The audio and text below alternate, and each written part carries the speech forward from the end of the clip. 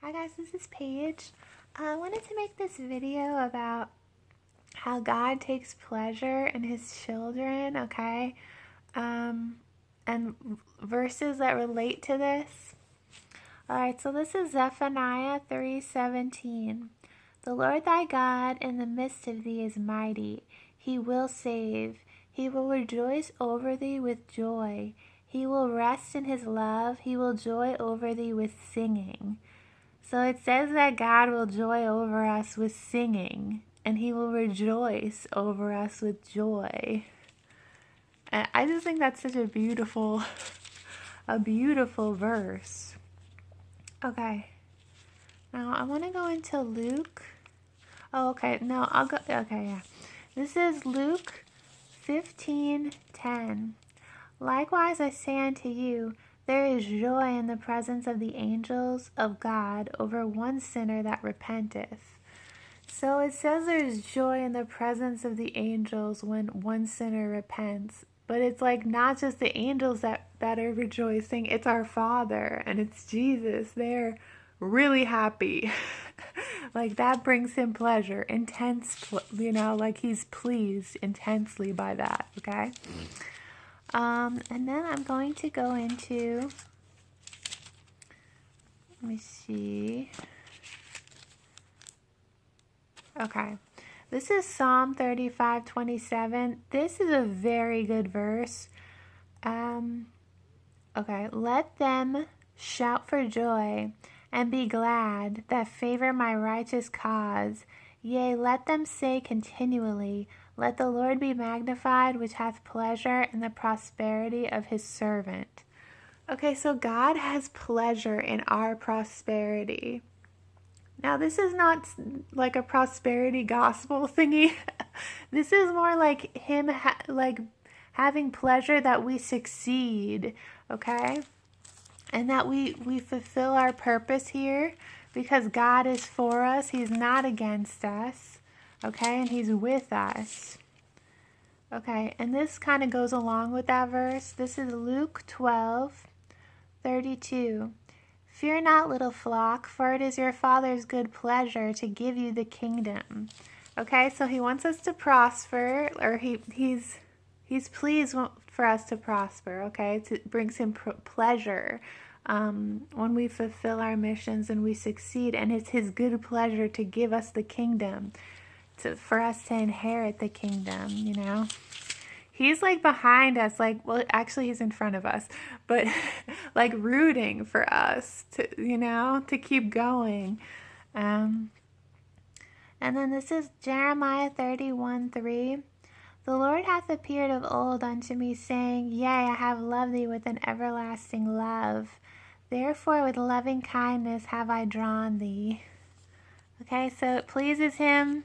That verse makes me feel like it pleases him to draw us to Jesus Christ, okay? All right, because he's doing it with loving kindness. Okay, this is Psalm 149:4. For the Lord taketh pleasure in his people. He will beautify the meek with salvation. So he takes pleasure in his children because we're his people. And he will beautify us with salvation, because meek means humble. So we want to remember to be humble. That's pleasing in the sight of God, okay? Now, I want to go into this also. The fear of the Lord... Oh, no, hold on. This is not the right verse. Okay, the Lord taketh pleasure in them that fear him, in those that hope in his mercy. This is Psalm 147:11. So God takes pleasure in those who fear him. So all of his children who are truly his fear him, okay? And this is a reverence for God. And when you have the fear of God, you have the love for God. Because God is not pleased with a vain love where you're just like, I love you. He's pleased with showing the love, which is a repentance. And fearing him in respect, and here in Proverbs 8:13, the fear of the Lord is to hate evil, pride and arrogancy and the evil way and the froward mouth do I hate. Okay, so the fear of the Lord is to hate evil. So that's like repentance, you know. Yeah. Okay. Now let me read this one. This is 1 Chronicles 29:17.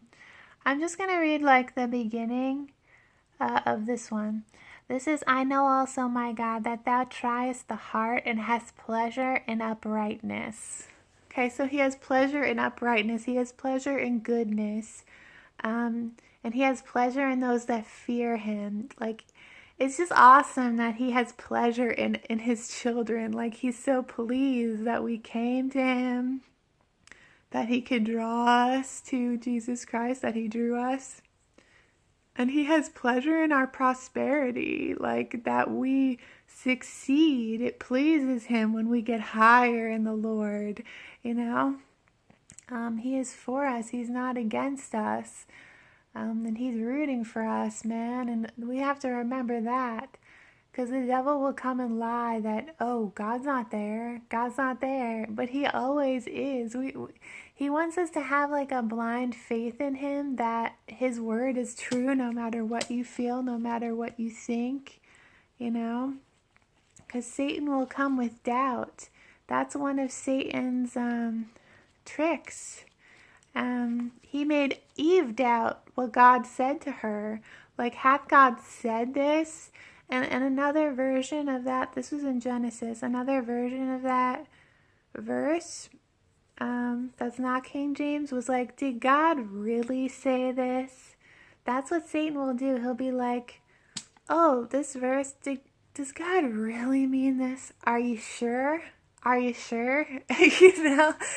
And doubt is basically uncertainty. He wants to put doubt into us, because it's like the opposite of faith, you know? Like I was watching this sermon once, and the guy was saying how like Satan eats faith for breakfast. That's why he's going after your faith. He's going after your trust in God. He does this a lot to me, and I'm sure he does this to you guys too. So he's a liar, and he'll cause doubt. Those are some of his weapons that we see in Genesis, and he's still doing the same thing today, you know.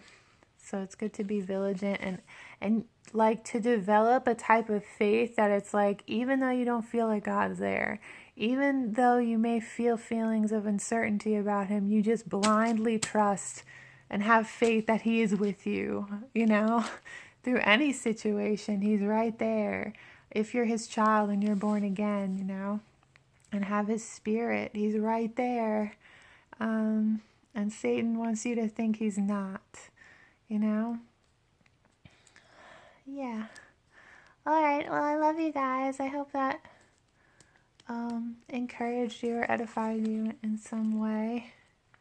There was something else I wanted to say about the doubt part,